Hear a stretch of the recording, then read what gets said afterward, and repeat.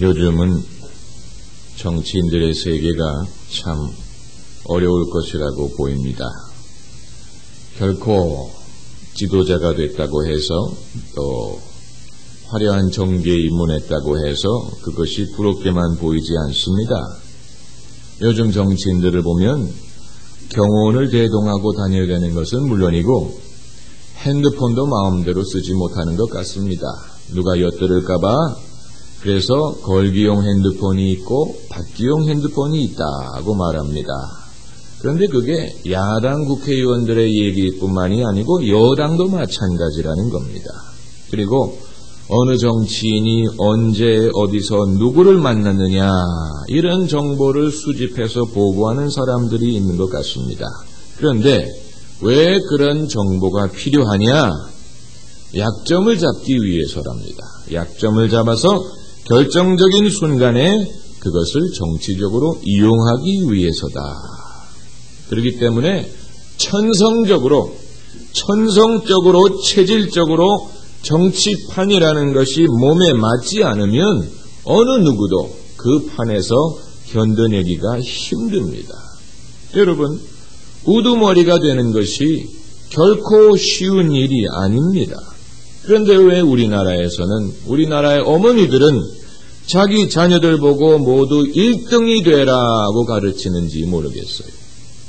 우리나라 운전자들의 운전 습관을 선진국 운전자들과 비교해 본 조사에 의하면 우리나라의 운전자들이 훨씬 더 공격적이다. 그렇게 말합니다. 그럼 왜 이렇게 됐느냐? 자동차가 대중 자가용이 도입된 지 이제 몇 년 되지도 않는데 어떻게 해서 우리나라의 운전자들이 그렇게 난폭하고 공격적이 되었느냐? 그 이유를 물어보면 땅이 좁아서 그렇다. 길이 늘 막히다 보니까 그렇게 운전할 수밖에 없다. 그런 설이 있고요. 또 하나의 설은 어렸을 때부터 엄마들이 자녀에게 1등 되라고 가르쳤기 때문에 남들에게 뒤지는 것을 견디지 못한다. 이런 설도 있습니다. 그러나 우리는 그리스도인대로 성경대로 이 모든 것을 볼 수 있어야 됩니다. 성경은 모든 사람이 다 머리가 되는 것이 아니다 라고 말씀합니다. 그래서 지체라는 개념을 사용하지 않습니까? 지체의 개념, 몸에 여러 다양한 지체가 있어야 되는 것처럼 우리가 모두 똑같은 역할을 감당할 수 있는 것도 아니고 똑같은 위치에 있을 수도 없고 그럴 필요도 없다는 겁니다. 사도 바울이 말합니다. 우리가 다 사도겠느냐? 다 선지자겠느냐? 다 병 고치는 은사를 가진 자겠느냐? 다 방언하는 자겠느냐? 다 예언하는 자겠느냐? 대답은 뭡니까? No, 아니다라는 거예요. 만일 우리가 다 머리가 되려고 한다면 어떻게 몸이 성립될 수가 있겠느냐? 오히려 몸에는 지극히 작고 하찮게 보이는 지체도 있지만 약하게 보이는 지체가 더 요긴하고 그리고 천하게 보이는 지체가 더 귀하다. 이것이 그리스도인의 지체됨이요 우리의 역할입니다. 이번에 뉴욕에 무역센터가 무너지기 전에 그 건물에 일하고 있던 수많은 직원들이 이제 비상계단을 타고 대피를 하는데 수많은 사람들이 줄을 지어서 이 비상계단을 통해서 내려가고 있는 동안에 소방관들은 그 비상계단을 타고 올라오고 있었다는 것입니다. 벽으로 붙으시오 외치면서. 그래서 피신한 사람들은 살았지만 그 비상계단을 타고 건물로 들어온 소방관들은 다 죽었습니다. 그러면 아마 그 가족들이 물어볼 수 있다면 물어봤을 겁니다. 왜 당신은 다른 사람들은 다 건물을 빠져나오는데 당신은 건물로 들어갔습니까? 소방관들이 대답할 수 있다면 이렇게 말했을 겁니다. 그게 내 역할이기 때문에 That's my job. 내 역할은 다른 사람은 피신시키고 건물에 갇혀있는 사람을 구원하는 것이 내 역할이다. 아마 그 건물을 피신한 사람들이 건물로 들어간 소방관들보다도 연봉도 많았을 것이요, 사회적인 지위도 높았을지 모릅니다. 이 소방관 아저씨들 사회적으로 지위가 높지 못합니다. 그러나 이 사건을 통해서 이들이 희생됐지만 이제는 높이 존경받는 사람들이 됐습니다. 여기에서 우리는 지체의 개념이라는 것을 봐요. 지극히 작은 지위가 높지 않은 사람이지만 그들의 역할을 감당하니까 높임을 받게 되고 존경을 받게 되고 영웅이 되지 않습니까? 왜 우리가 반드시 1등이 되어야만, 우두머리가 되어야만 사람들의 존경을 받고 나의 삶의 의미를 발견할 수 있다고 생각하느냐? 그건 잘못된 것입니다. 오늘 본문에 요압이라는 사람이 등장합니다. 요압은 다윗의 신하요 장수입니다. 오늘로 치면은 사단장이라든가 아니면 참모총장 정도 되는 사람입니다. 아주 유능한 사람입니다.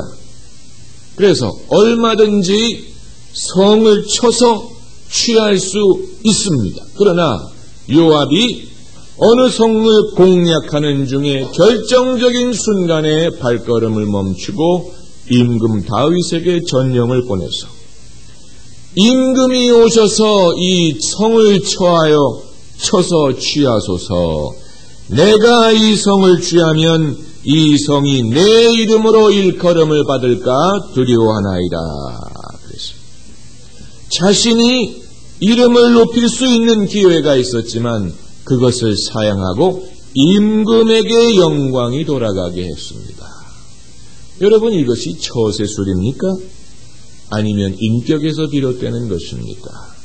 우리가 요압에 대해서 많이 알지는 못하지만 이것은 인생을 이해할 수 있는 지혜에서 비롯되는 것이요, 그리고 믿음에서 비롯되는 것이요, 다윗에 대한 사랑과 존경에서 비롯된 것으로 보입니다. 여러분, 우리가 모두 상사가 될 수 없습니다. 우리 밑에 사람이 있지만 또한 우리가 섬겨야 되는 상사가 있습니다. 대통령이 되면 대통령은 아무의 말도 듣지 않아도 되는 것이 아닙니다. 그를 뽑아준 국민들의 말을 귀를 기울여야 됩니다. 기업체의 CEO가 되면 자기 멋대로 자기 마음대로 할 수 있는 것이 아니고 주주들의 말에 귀를 기울여야 됩니다. 시어머니가 그 밑에 그를 섬기는 며느리들이 있을지라도 당신이 섬겨야 되는 시어머니가 있을 수도 있다는 얘기입니다. 그러므로 우리는 예수님께 나와서 그 하인을 고쳐달라고 간청했던 백부장과 같아요. 백부장이 한 말이, 나도 남의 수하에 있고 내 밑에도 사람이 있습니다. 그러니까 제일 높은 자리에만 있는 사람도 드물고 그렇다고 해서 제일 낮은 곳에만 있는 사람도 드뭅니다. 우리는 중간 어디에 있어서 위에도 우리가 섬겨야 되는 사람이 있고 밑에도 우리가 다뤄야 되는 사람들이 있습니다. 그게 우리의 모습입니다. 피터 드러커라는 경영학자가 경영학에는 부하를 다루는 방법에 대한 충고는 많지만 상사를 모시는 방법에 대한 충고는 없다. 그러면서 상사를 올바로 모실 수 있는 첫 번째 방법을 뭐라고 말했냐면, 상사를 될 수 있는 대로 유능하게 하고 공을 세우게 하는 것이 부하의 임무다. 이것이 부하에게 이롭다는 사실을 기억해야 된다. 요압은 이 사실을 잘 알고 있었습니다. 그래서 내가 다윗을 높이면 다윗이 높아질수록 나도 함께 높아진다는 것을 알 수 있었어요. 반대로 내가 내 자신을 높이려고 하면 오히려 낮아질 수 있고 또 공격의 대상이 될 수도 있고 시기와 질투의 대상이 될 수도 있는 것입니다. 그러므로 성공을 위한 최선의 처방이 무엇이냐? 여러분 성공하기를 원하십니까? 성공을 위한 최선의 방법은 성공의 길을 걷고 있는 사람 밑에서 일하는 것입니다. 성공의 길을 걷고 있는 사람 밑에서 배우는 것입니다. 성공의 길을 걷고 있는 사람의 제자가 되는 것입니다. 그래서 winning team, 이기는 팀의 멤버가 되는 것이 나도 이기는 길이에요.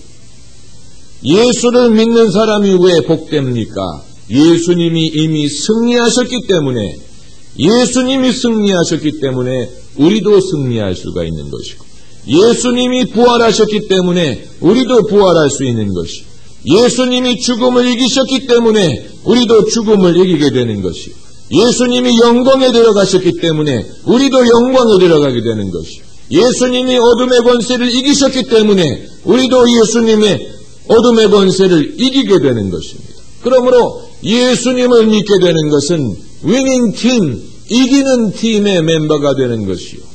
예수님이 높아지면서 나도 높아지고, 예수님이 영광을 받으시면서 나도 영광을 받게 됩니다. 예수님이 드러나게 되면서 나도 그 영광에 동참하게 되는 것입니다. 이것이 그리스도인이 되는 것을 말합니다. 그래서 신앙적으로도 요압이 봤을 때 다윗은 하나님의 사랑을 받는 사람입니다. 다윗이라는 이름 자체가 사랑이라는 말이에요. 그래서 여디디야, 지난주에 우리가 여디디야라는 이름을 공부하지 않았습니까? 여디디야는 여호와의 사랑받은 자라는 말인데 솔로몬에게 주어진 별명입니다. 여디디야라는 이름 속에 다윗이라는 이름이 숨어 있습니다. 다윗이라는 이름을 변형시켜서 여디디야가 됐습니다. 다윗이 하나님의 사랑을 받는 사람입니다. 그렇기 때문에 하나님의 사랑을 받는 사람을 잘 섬기다 보면 그 사랑이 다윗에게만 오는 것이 아니고 요압에게도 임하게 돼 있습니다. 하나님의 은혜를 받고 있는 사람과 내가 합류하게 되면 그 은혜가 나에게도 임하게 됩니다. 엘리사가 엘리야를 끝까지 섬기고 충성을 했더니 하나님이 엘리야에게 주셨던 영감의 곱절이 엘리사에게도 임하게 되지 않았습니까? 예수님의 제자들이 예수님을 끝까지 섬기고 따랐더니 예수님이 행하시던 일들을 제자들도 행하게 되지 않았습니까? 나를 믿는 자는 내가 행한 것을 저도 행할 것이요 이보다 더 큰 일을 행하리니 이는 내가 아버지께로 가미니라. 할렐루야. 우리가 예수님에게 충성을 다할 때 거기에 주어지는 보너스가 있습니다. 내가 낮아질수록, 내가 내 이름을 숨길수록, 예수님의 이름을 높일수록, 예수님의 이름이 영화를 받게 할수록 내가 소멸되는 것이 아니고 반대로 거기에 주어지는 은혜가 있고 은사가 있고 축복이 있습니다. 상급이 있어요. 그래서 은밀히 보시는 하나님이 상 주시리라. 할렐루야. 얼마나 귀한 말씀이, 은밀히 보시는, 너희 오른손이 하는 것을 왼손이 모르게 하라. 너희 천부께서 은밀히 보신다. 은밀히 보시는 주님께서 상을 주십니다. 아브라함에게 주신 축복 중에 너에게 축복하는 자에겐 내가 복을 주고 너에게 저주하는 자는 내가 저주하리라. 다윗이 하나님의 복을 받은 사람입니까? 다윗을 축복하는 사람에게 하나님의 복이 임하게 되는 거예요. 그래서 교회와 믿음의 공동체는 유기적인 공동체입니다.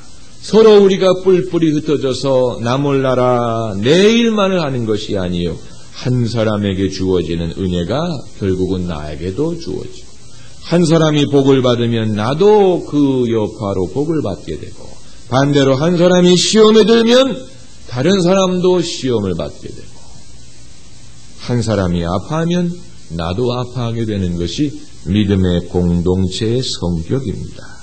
그러면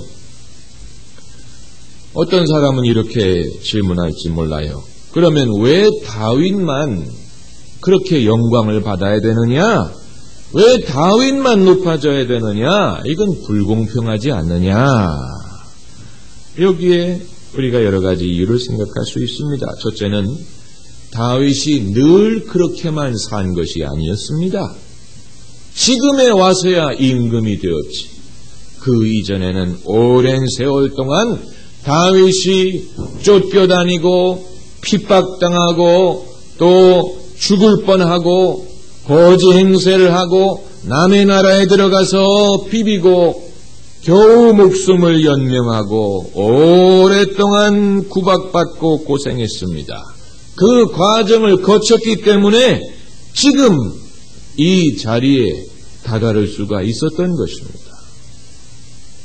우리나라에 들어와 일하는 외국인 노동자들을 접해보면요, 그 본국에 있을 때는 학교 선생도 있고요, 또 공무원 출신도 있고요, 심지어는 목회하다가 한국에 온 사람도 있습니다. 그러나 본국에서는 한 달 월급이 몇만 원밖에 안 됐지만 한국에 와서 몇 달 동안 아니면 1년 동안 꾹 참고 일을 하면 그 10배가 되는 돈을 벌 수 있기 때문에 본국에서는 존경받고 그리고 명예로운 자리에 있었던 사람이 한국에 와서 공장에서 일하고요, 구박받고요, 천대를 받으면서 일합니다. 그러나 그들은 마음속에 뭐라고 생각하냐면 이것은 한시적인 것이다.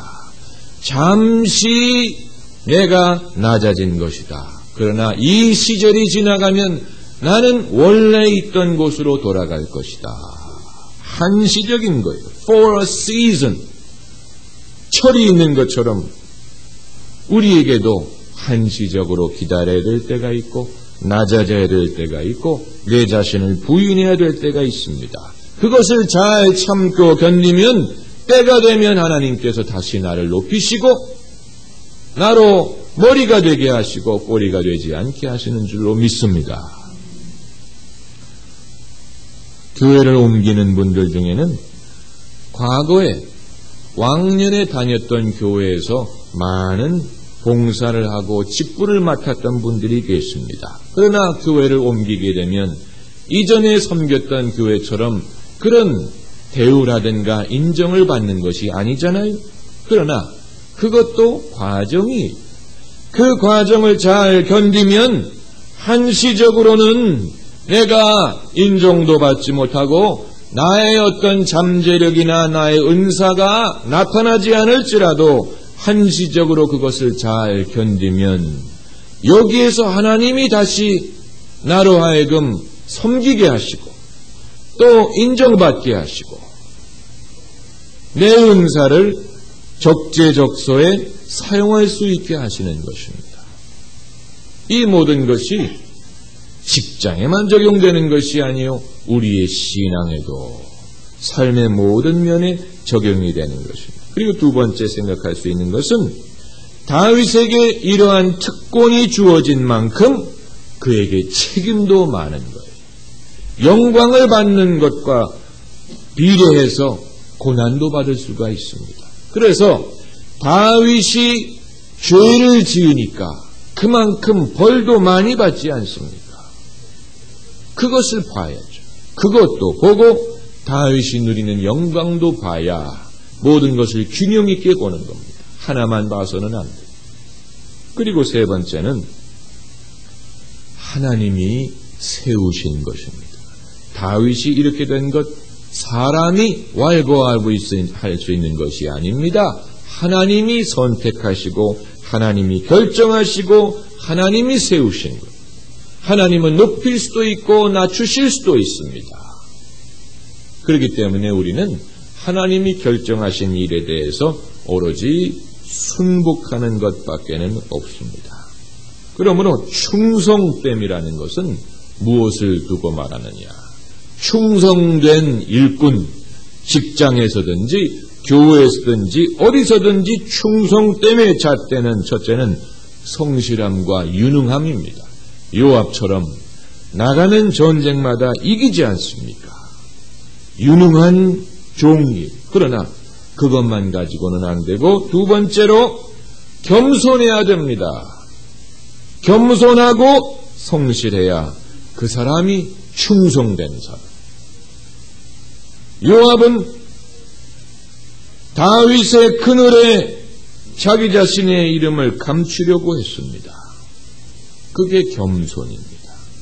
여러분, 그리스도인이 된다는 것은, 그리스도인은 예수 안에 숨는 사람을 말합니다. 할렐루야. 예수 안에 숨는 사람이 그리스도인이에요. 그래서 예수 안에 숨으니까 나의 죄와 나의 허물과 저주와 부끄러운 과거가 예수님께서 그것을 덮어주시고 숨겨주시고 더 이상 노출되지 않게 하시는 것입니다. 그러나 그것뿐만이 아니에요. 우리가 예수 안에 숨을 때 우리의 의와 자랑마저도 예수님 안에 감추는 것입니다. 그래서 내가 이름이 드러나는 것이 아니고, 내가 영광받는 것이 아니고, 이제는 내가 사는 것이 아니요 내 안에 그리스도께서 사시는 것이라. 그게 그리스도입니다. 그래서 낮출 때는 낮추어야 때가 되면 하나님이 높이십니다. 베드로전서 5장 5절 말씀에 젊은 자들아 이와 같이 장로들에게, 장로는 연장자, 어른, 지도자를 말합니다. 이와 같이 장로들에게 순복하고 다 겸손으로 허리를 동이라. 하나님이 교만한 자를 대적하시되 겸손한 자들에게는 은혜를 주시느니라. 그러므로 하나님의 능하신 손 아래서 겸손하라. 때가 되면 너희를 높이시리라. 한번 따라해보세요. 때가 되면, 그 때를 기다리라는 말입니다. 지금은 낮아질 수 있어요. 지금은 인내해야 될 때입니다. 지금은 투자해야 될 때입니다. 지금은 기도해야 될 때입니다. 지금은 심어야 될 때입니다. 그러나 때가 되면 추수할 때가 올 것이요, 주님이 높이실 때가 올 것이요, 주님이 상 주시는 때가 올 것이요, 나의 의와 공로가 드러나는 날이 올 것입니다. 그때까지 기다리면 되는 것입니다. 다윗은 행복한 사람이죠. 요압과 같은 충성된 종이 있는 사람은 행복한 사람이, 요압과 같은 사람이 많을수록 다윗의 나라는 더욱 흥왕하게 될 것입니다. 가정도 그렇습니다. 만약에 식구들이 다 머리가 되려고 하고 다 보스가 되려고 하게 되면 그 가정은 늘 시끄럽게 될 것이지만, 반대로 낮아지고 남편의 이름을 높이고 아내의 이름을 높이고 또 시어머니의 이름을 높이고 시아버지의 이름을 높이려고 할수록 가정은 더 화목하게 됩니다. 교회도 마찬가지예요. 교회에서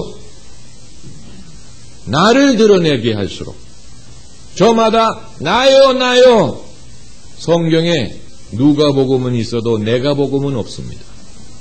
만약에 교회에서 전부 다 내가, 나, me, my, mine 이걸 드러내게 될수록 교회는 더 은혜가 없어져.